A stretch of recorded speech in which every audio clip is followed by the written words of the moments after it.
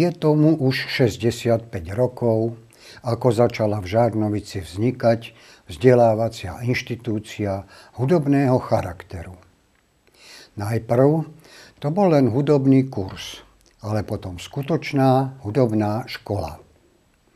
Jednoduchý názov počase nezodpovedal realite. Keď k hudobnému odboru pribúdali aj odbor výtvarný a odbor tanečný, začal sa používať názov Ľudová škola umenia a od roku 1990 názov Základná umelecká škola. My sa dnes ale vrátime v čase viac ako 10 ročie dozadu, konkrétne na koniec školského roka 2011-2012. V kultúrnom dome v Žarnovici sa konal absolventský koncert žiakov Žarnovickej základnej umeleckej školy a bola pritom aj televízia Panoráma.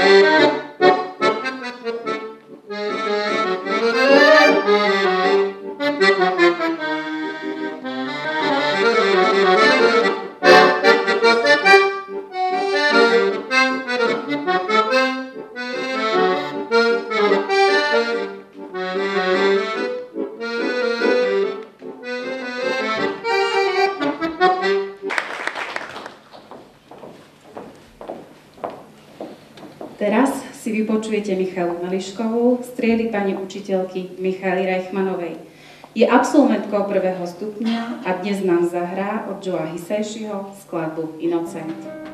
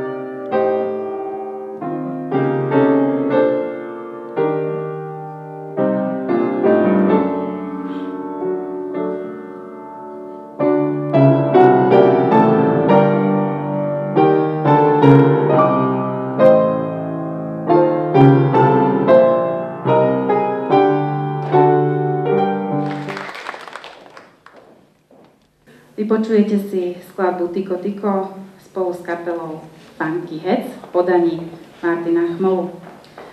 No a kým sa ešte Maťko pripraví spolu s kapelou, nedá mi nespomenúť, že určité roky študoval aj u pána učiteľa Antona Číka. A by som ho chcela medzi nami privítať, ale neviem, či je tu. Asi nie, by sa asi dostalo. Takže nielen on, ale aj Maťka Uramová a Martin Vajda určité roky pod jeho vedením študovali.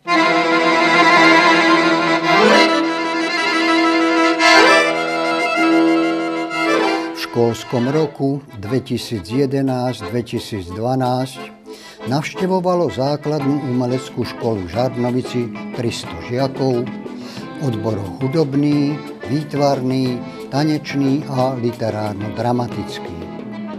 Štúdium končilo, alebo do vyššieho stupňa štúdia postupovalo 18 žiakov hudobného a výtvarného odboru. Pre nich bol určený absolventský koncert, ktorý sa konal 13. júna 2012. Na javisku sa predstavili hudobníci. 9 absolventov výtvarného odboru vystavovalo svoje akési záverečné práce vo vestibule. Moderátorka programu Monika Prôčková ako prvého uviedla Martina Chmolu. Z hrou na akordeón sa ešte predstavili Martin Vajda a Martina Uramová. Na klavíri hrali Michaela Melišková a Mária Krčmáriková. Na flautu s klavírnym sprievodom Želmíra Hanusová a na gitaru Martina Mesiariková. Ešte raz vystúpil talentovaný Martin Chmola, a to spolu so školskou učiteľskou kapelou. Súčasťou koncertu bolo na jeho konci aj odovzdávanie vysvedčení a odmeňovanie účastníkov koncertu, nielen hudobníkov, ale aj výtvarníkov. Riaditeľ školy Patrik Kontko a zástupkyňa primátora inžinierka Alena Kazimírová pogratulovali absolventom k úspešnému ukončeniu štúdia. Ocenili rozvíjanie ich talentu a vyzdvihli ich usilovnosť na ceste k dosiahnutiu prvého umeleckého míľnika. Zaslúženého poďakovania sa dostalo aj rodičom a v neposlednom rade aj pedagógom. Po celé tie roky boli chvíle, kedy sa im možno ani veľmi nechcelo, a teraz sú určite šťastní a dajú mi za pravdu, že tu dnes stoja medzi nami. Zaslúžia si ešte raz jeden obrovský potlesk.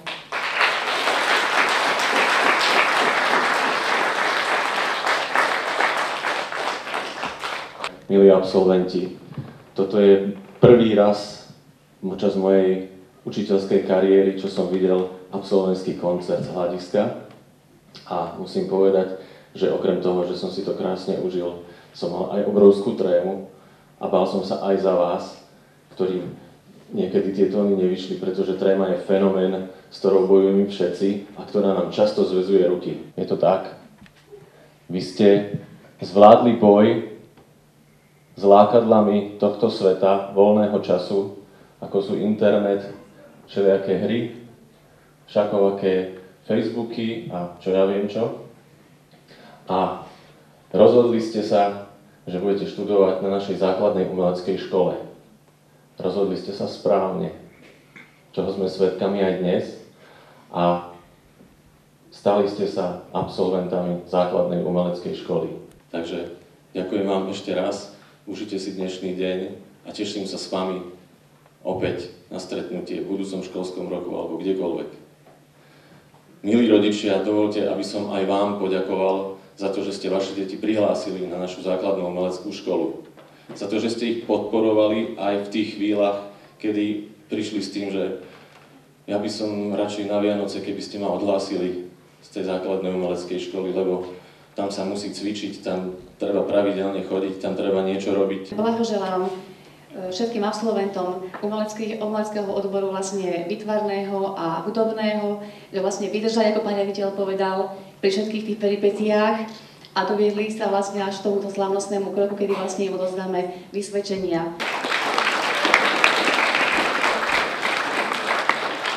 Ďalej je to Michaela Melišková, ktorá je z triedy pani učiteľky Reichmanovej a úspešne absolvovala prvý stupeň hre na klavíri. Triedy pani učiteľky Stanislavy Šaligovej v hre na gitaru.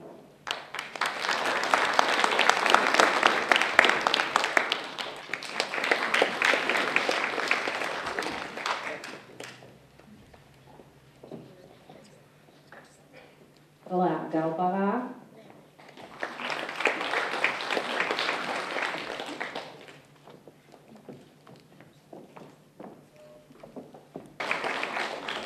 a Natália Repiska. Všetci títo žiaci vo výtvarnom odbore úspešne absolvovali u pani učiteľky Kataríny Bobišovej.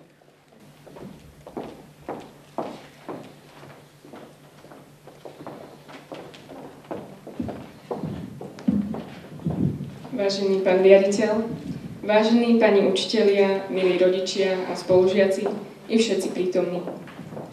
Dnes sme sa tu stretli, aby sme sa s vami rozlúčili a zároveň vám aj poďakovali za všetko, čo ste nám dali. Dali ste nám cennú vec, ktorá sa nedá za nič kúpiť. Hudobné a výtvarné vzdelanie. Stretávame sa tu na tomto javisku tak ako už mnohokrát predtým pri koncertoch základnej umeleckej školy. A častokrát po písomke, prehrávkach niekto viac, niekto menej, iný vôbec a potom sa to ukázalo aj v vysvedčení. No teraz to máme všetci